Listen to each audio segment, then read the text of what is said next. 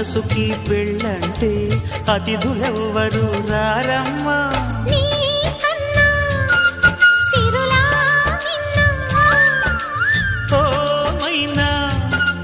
మన మనువును మెచ్చిన మనసులు పెట్టిన సుముహూర్తం ఇది. వధువై రానా మరి కిలకిల నవ్వే కోయిల కోసం వచ్చింది మధుమాసం.